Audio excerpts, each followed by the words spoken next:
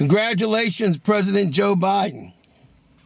I know it's Joseph R. Biden, but to me, you're more like a friend, as is former President Barack Obama. You're more like a friend than a president, and I say that as a compliment. Vice President Kamala, hopefully I said that right, Kamala Harris, you also, to me, are a person with great compassion. And I am beyond overjoyed that you have made it to be the president. I do, however, want to mention some things. President Biden, as some Democrats have said, I encourage you to use the executive orders.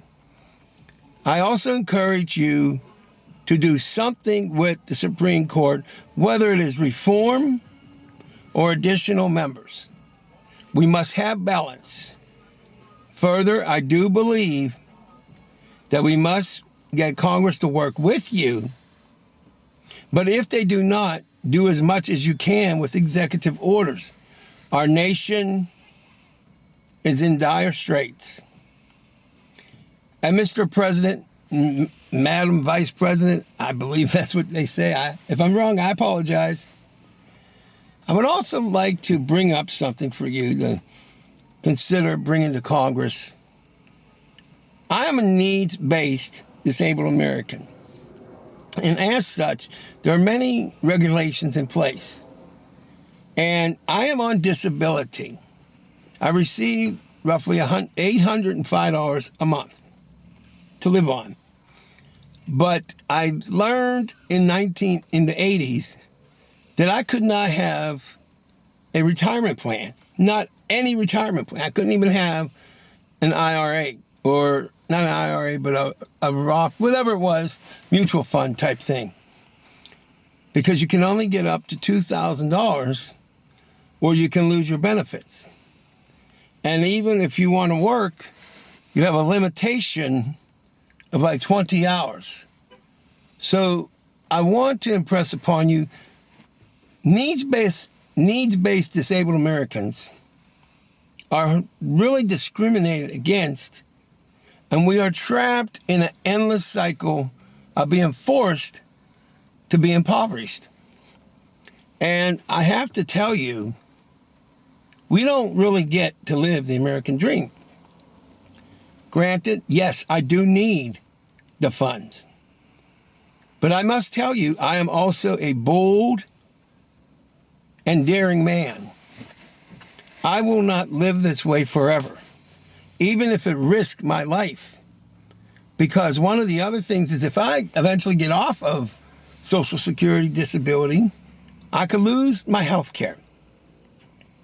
So, Mr. President, Mrs. Vice President, I'd like you to do a number of things. First of all, let's make sure that no pre-existing condition exclusion because of a pre-existing condition happens.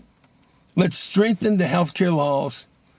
And let's find a way that if a person has needs-based disability and they eventually they find a way to get off of the cycle or out of the cycle, that they don't basically risk their life. Now, unfortunately, I've been diagnosed with lymphoma, follicular lymphoma, and I have a very serious heart issue. But if it means getting out of the cycle of poverty, and I find a way, I believe it's my right to do so, to get out of it, and my obligation as an American. So again, in closing, I want you to know, I congratulate you on becoming president, but I would like you to truly find a way to not make America great again, because it was already great, but to fulfill many of the principles that many of our great presidents spoke about, including Abraham Lincoln. In one of his speeches, he said, all men have a right to honorable employment. But the second part was, and a fair chance in the race of life. Mr. President, Mrs. Vice President, we don't have a fair chance in the race of life. but I believe you will help us to get it. Again, Mr. President and Vice President Harris, I am with you 100%. I also happen to be a talk show host. It's on public access, but it's called Humanity Matters Live. And I truly would love to interview both of you via Skype or Zoom or whatever thing we're allowed to use.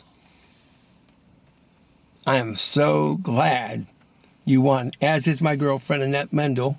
Yes, I'm glad. Mendel. I'm ecstatic. We are just so happy. So God bless you. Thank you. And now I'm out of here.